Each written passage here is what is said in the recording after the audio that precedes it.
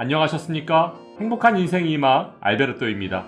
오늘은 2024년 기초연금에 포함되지 않는 8가지 소득과 3가지 금융재산에 대해 아주 쉽게 설명해 드리겠습니다.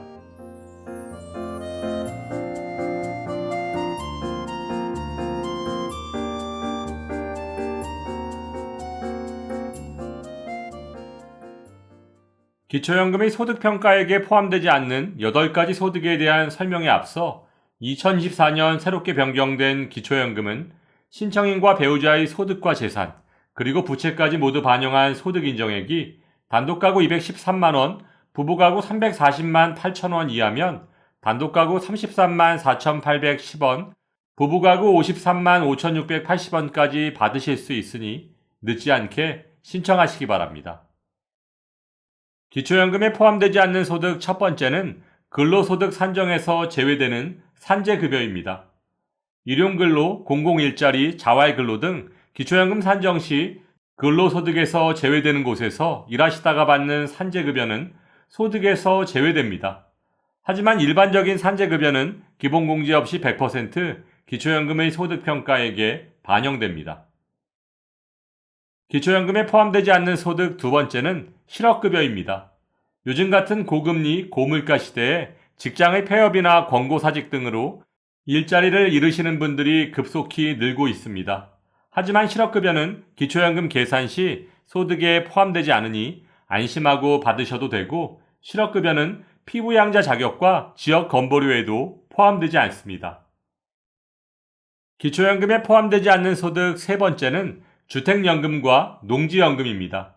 주택연금과 농지연금은 집과 농지를 담보로 받는 대출의 성격을 띠고 있으므로 소득에 포함되지 않고 오히려 매달 받는 연금의 합계만큼을 부채로 인정해서 100% 공제받으실 수 있습니다. 따라서 주택연금과 농지연금은 기초연금에 매우 유리하고 건강보험 피부양자 산정 시나 지역건보료 계산 시에도 소득에 포함되지 않습니다. 기초연금에 포함되지 않는 소득 네 번째는 일용근로자 소득입니다. 1. 근로계약자에 따라 일정한 고용주에게 3개월 이상 계속해서 고용되지 아니한 자. 2. 동일한 고용주에게 계속해서 1년 미만으로 고용된 건설공사 종사자. 3. 일당으로 급여를 지급받는 하역, 항만작업 종사자의 소득은 기초연금의 소득평가액에 반영되지 않습니다. 기초연금에 포함되지 않는 소득 다섯 번째는 공공일자리 소득 및 자활근로소득입니다. 1. 노인 일자리, 장애인 일자리 사업, 공공근로 등에 참여한 대가로 제공받는 공공일자리 소득. 2. 자활근로, 자활공공근로 등 자활급여의 일환으로 사업에 참여하여 근로를 제공받는 급여 및 수당, 즉 자활근로소득은 기초연금의 소득평가액에 반영되지 않습니다. 기초연금에 포함되지 않는 소득 여섯 번째는 장애인연금입니다. 장애인연금법에 의한 장애인연금과 장애인복지법에 의한 장애수당은 기초연금의 소득에 포함되지 않지만 국민연금법에 의한 장애연금은 소득에 포함된다는 점 꼭 기억하시기 바랍니다. 기초연금에 포함되지 않는 소득 일곱 번째는 유공자 생활지원금입니다. 1. 독립유공자에 관한 생활조정수당. 2. 국가유공자에 관한 생활조정수당. 3. 참전유공자에 관한 참전명예수당은 기초연금의 소득에 포함되지 않습니다.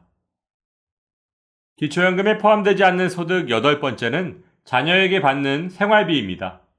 자녀에게 정기적으로 받는 생활비, 즉 용돈은 기초연금 계산 시 소득에 포함되지 않습니다. 하지만 안 쓰고 모아서 목돈이 된다면 금융재산에 포함될 수 있으니 조심하시기 바랍니다. 지금까지 기초연금 계산 시 소득평가액에 반영되지 않는 소득 8가지에 대해 설명드렸는데요. 다음은 기초연금에 반영되지 않는 금융재산 3가지에 대해 말씀드리겠습니다. 먼저 기초연금에서 말하는 금융재산이란 첫째, 현금 또는 수표, 어음, 주식, 국공채 등 유가증권. 둘째, 예금, 적금, 부금 및 수익증권 등을 말하는데요. 금융재산 조사 방법은 행복이음이라고 하는 정부 시스템을 통해 제공되는 금융정보 등의 조회 결과를 적용합니다. 또한 금융정보 조사 대상자는 기초연금 수급권자와 그 배우자인데요. 부부 중 한 분이 먼저 신청하셔도 두 분 모두의 금융정보를 조사해서 기초연금에 반영합니다. 다음 조사 범위와 산정 기준은 첫째, 보통예금, 저축예금 등 요구불 예금은 3개월 이내 평균 잔액을 기준으로 반영되는데요. 여기서 요구불 예금이란 입출금이 자유로운 예금을 말합니다. 둘째, 정기예금, 정기저축 등의 저축성 예금은 잔액 또는 총 납입액을 기준으로 반영됩니다. 여기서 저축성 예금은 조금 전 설명드렸던 입출금이 자유로운 요구불 예금에 반대되는 상품으로 입출금이 자유롭지 못하고 해약하면 원금은 보장되지만 이자는 거의 못 받는 예금을 말합니다. 셋째, 주식은 기초연금 신청 조사 당시의 최종 가액을 기준으로 금융재산에 반영됩니다. 넷째, 보험은 기초연금 신청 조사 당시의 해지 환급금을 기준으로 금융재산에 반영됩니다. 그럼 지금부터 기초연금 계산 시 소득인정액에 반영되지 않는 금융재산 3가지에 대해 설명해 드리겠습니다. 첫째, 친목회 등 공동회비를 관리하기 위해 개설한 계좌로 금융기관에서 이미 단체 계좌임을 증명하는 확인서를 받아 제출한 경우 금융재산에서 제외될 수 있습니다. 별도 확인 서식이 없는 경우 금융기관 명의의 증명 서류만으로도 확인 가능합니다. 둘째, 종중, 문중재산, 마을 공동재산, 그 밖에 이에 준하는 공동의 목적으로 사용하는 금융재산을 관할 세무서장으로부터 고유번호를 받아 고유번호 계좌에 이체한 경우에는 기초연금의 재산 산정에서 제외됩니다. 하지만 개인 명의의 계좌에 관리하신다면 모두 금융재산에 포함된다는 점 꼭 기억하시기 바랍니다. 셋째, 차명계좌나 도면계좌를 증명할 수 있는 경우 금융재산에서 제외될 수 있습니다.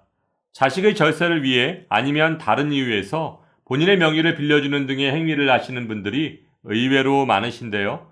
조회된 금융재산은 자금의 출처, 성격을 구분하지 않고 조회된 결과를 그대로 기초연금에 반영하고 있습니다.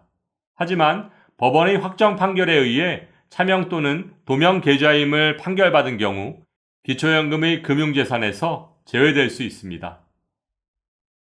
그렇다면 금융재산은 처음 신청했을 때 한 번만 조사할까요? 아니면 기초연금을 받고 있는 중에도 정기적으로 조사할까요? 기초연금 산정 시 금융재산의 조사는 매년 상하반기를 나눠서 연 2회 조사하고 있습니다. 쉽게 말해 기초연금을 받고 계셔도 1년에 2번 금융재산에 대한 조사를 정기적으로 실시해서 변동사항이 있다면 즉시 기초연금에 반영하고 있습니다. 2024년엔 1959년생부터 기초연금을 신청하실 수 있습니다. 따라서 기초연금 신청을 준비하시는 어르신들께서는 오늘 말씀드린 기초연금에서 제외되는 소득 8가지와 금융재산 3가지를 참고하셔서 좋은 결과 있으시길 바라며 오늘도 알베르토가 어르신들의 행복한 인생 2막을 응원하겠습니다. 행복한 하루 되세요. 좋아요, 구독, 그리고 알림과 공유는 좋은 콘텐츠를 만드는 힘이 됩니다.